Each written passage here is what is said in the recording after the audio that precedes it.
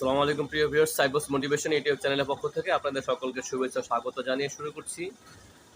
ইন্না লিল্লাহি ওয়া ইন্না ইলাইহি রাজিউন। আমাদের বাংলাদেশের তিনবারের সাবেক প্রধানমন্ত্রী বেগম খালেদা জিয়া আমাদের মাঝে আর নেই। তিনি আপোষহীন নেত্রী। এমন আপোষহীন নেত্রী আসলেই পাওয়া দুষ্কর। যদি সে একটু অন্যের ইশারা শুনতো তাহলে সে আজ 17 বছর এভাবে কারারুদ্ধ অবস্থায় থাকে না। আসলে শুধুমাত্র আপোষ করে নেই কারোর সাথে, কারণ অন্যের দেওয়া বিধান অনুযায়ী সে রাষ্ট্র পরিচালনা করবে না। এমন একজন আপোষের নেত্রী আসলে বাংলাদেশের জন্য দরকার ছিল, কিন্তু সময়ের পরিক্রমা এবং বয়সের ব্যবধানে পৃথিবী থেকে মানুষ চলে যায়, এটাই চিরন্তন সত্য কথা।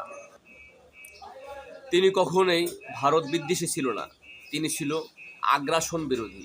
কারণ ভারত বিরোধী আসলে কেউ হতে পারে না, সেটা হচ্ছে আগ্রাসন বিরোধী। আমাদের উপরে যদি কেউ জুলুম করে দেয় তাহলে আমরা সেই জুলুম মাথা পেতে নেব না, আমরা তাদের সাথে মোকাবেলা করব। এমনই একজন আপোষহীন ছিল। কারণ কোনো বিদ্বেষী, কোনো প্রতিবেশী সাথে কখনো কোনো বিদ্বেষী চলতে পারে না, এটা সে ভালোভাবে বুঝতে পেরেছে। তাই ভারতের যে আগ্রাসনটা সে কখনো মেনে নিতে পারেনি। কারণ প্রতিবেশী দেশ এবং যারা অন্যায় করবে এমন অন্যায়ের সাথে কখনো সে আপোষ করেনি। এই জন্যই তার স্বামীকে তার হারাতে হয়েছে, তার এক ছেলেকে হারাতে হয়েছে, তার আরেক ছেলে তারেক জিয়াকে অসুস্থ অবস্থায় লন্ডনে নিয়ে যেতে বাধ্য হয়েছে।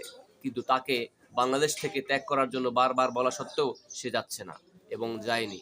কারণ যায়নি, একটাই কারণ, সেটা হচ্ছে প্রয়োজনে এই দেশের জন্য দেশে জীবন দিব, তবুও আমি আমার জীবনটাকে দিব না অন্য দেশে।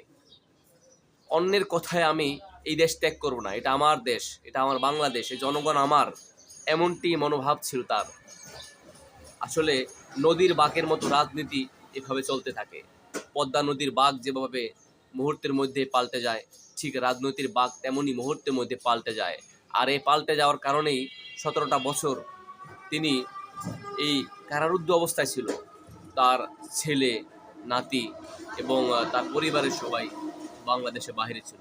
তিনি বাংলাদেশে থেকে যাননি, কারণ তিনি ভেবেছিল আমার এক ছেলেকে আমি হারিয়েছি, আমার স্বামীকে হারিয়েছি, আমার আরেক ছেলেকে পঙ্গু অবস্থায় বিদেশে পাঠিয়েছি, কিন্তু এই 18 কোটি জনগণ তো আমার সন্তানের মতো, আমি এদেরকে ছেড়ে কিভাবে যাই। এই কথাটি শুধু তার মধ্যে কাজ করতো, আর এই জন্য সে বাংলাদেশ থেকে কখনোই যায়নি।